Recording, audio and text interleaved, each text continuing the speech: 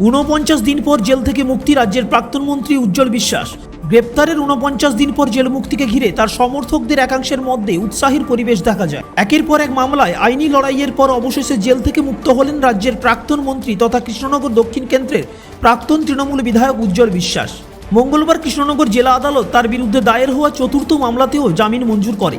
পরে মঙ্গলবার সন্ধ্যায় সংশোধনাগার থেকে মুক্তি পেয়ে বাড়ি ফেরেন তিনি। গ্রেপ্তারের 49 দিন পর জেল মুক্তিকে ঘিরে তার সমর্থকদের একাংশের মধ্যে উৎসাহের পরিবেশ দেখা যায়। শুধু ত্রাণ সামগ্রী সংক্রান্ত মামলাই নয়, তার বিরুদ্ধে জমি দখল সহ আরও একাধিক অভিযোগে পৃথক মামলা রুজু হয়। প্রথম 3টি মামলায় আদালত থেকে জামিন পেলেও প্রতিবারই পরবর্তী মামলায় তাকে শোন অ্যারেস্ট দেখিয়ে হেফাজতে নেওয়া হয়। ফলে জামিন পেলেও সংশোধনাগার থেকে মুক্তি মিলছিল না। গ্রেপ্তারের প্রায় 20 দিন পর ত্রাণ সামগ্রী চুরির মামলায় কৃষ্ণনগর আদালত তাকে শর্ত সাপেক্ষ জামিন দেয়। সেই সময় আদালত তার পাসপোর্ট বাজেয়াপ্ত করার নির্দেশ দেয় এবং তদন্তে পূর্ণ সহযোগিতা করার শর্ত আরোপ করে। তবে অন্য মামলাগুলিতেও গ্রেপ্তার দেখানো থাকায় তিনি তখনও জেলেই ছিলেন। মঙ্গলবার চতুর্থ তথা শেষ মামলাতেও জামিন মঞ্জুর হওয়ার পর তার জেল মুক্তির পথ প্রশস্ত হয়। আদালতের নির্দেশের পর প্রয়োজনীয় আইনি প্রক্রিয়া সম্পন্ন করে মঙ্গলবার সন্ধ্যায় সংশোধনাগার থেকে মুক্তি পান রাজ্যের প্রাক্তন মন্ত্রী।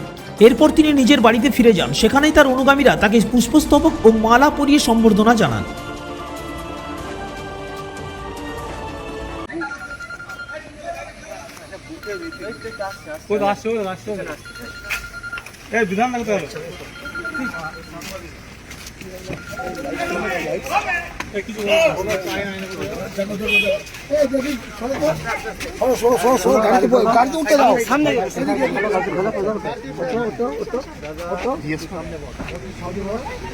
অবশেষে জামিন পেলেন, কেমন লাগছে?